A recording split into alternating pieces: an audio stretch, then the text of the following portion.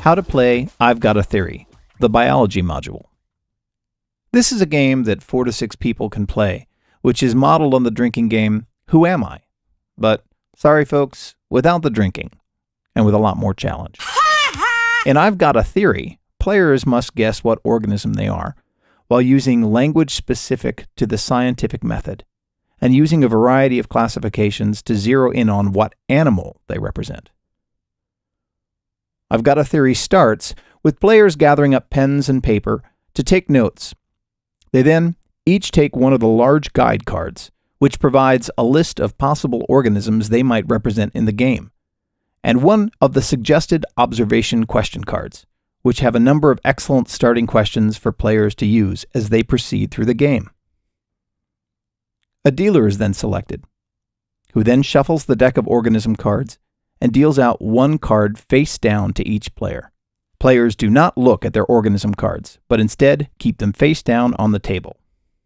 The dealer then deals 4 attribute cards to each player to form hands.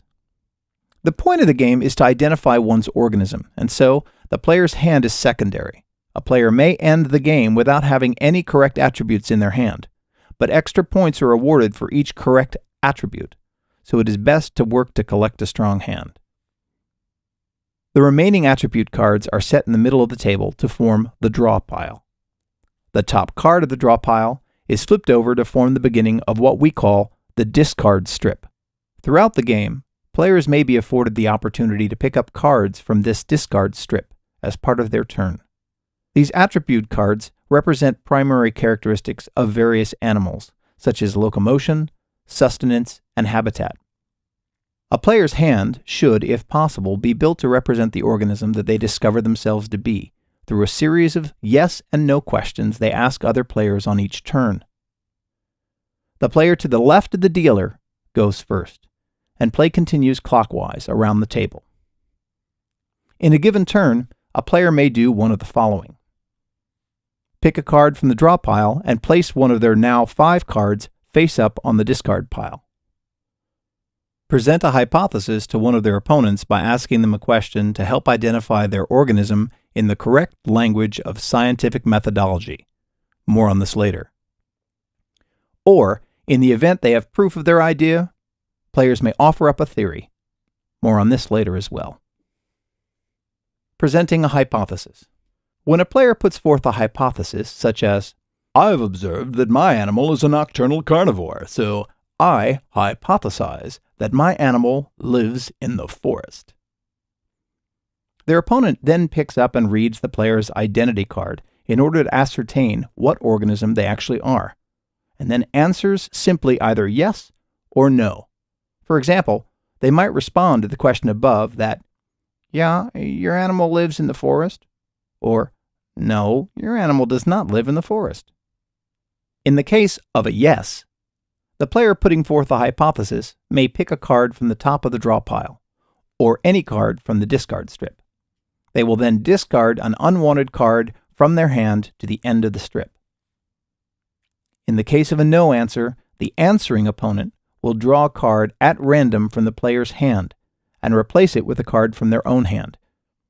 Every player's hand must always hold no more or less than 5 cards. We suggest that players begin developing their hypothesis by asking questions from the supplied Suggested Observation Questions card. But they may choose to ask any questions deemed pertinent to the development of a hypothesis. They may not, however, repeat or invert a question, so the player mentioned earlier may not put forth the same hypothesis just to gather up cards, nor may they say, "I have observed that my animal is a nocturnal carnivore, so I hypothesize that my animal does not live in the forest." This is just a stalling tactic in order to collect more cards. That's not okay. If there is any dissent or confusion with regard to how to answer a question, outside sources such as the internet, a textbook, or a teacher's opinion may be accessed. Any discussion, however, must be kept secret in order to keep the player posing the hypothesis in the dark. putting forth a theory. Once a player knows what organism they are, they will say, I have proven that my animal has the following characteristics: A, B, and C. And so, therefore, present my theory that it is a blank. If the theory is correct, the game is ended, and the player who put forth the correct theory gains 4 points. Extra points are awarded for each category represented by an appropriate attribute card in the player's hand. 2 points for each correct card. Opponents' hands that have representative cards for their identity get 2 points for each correct attribute card, even without posing a theory.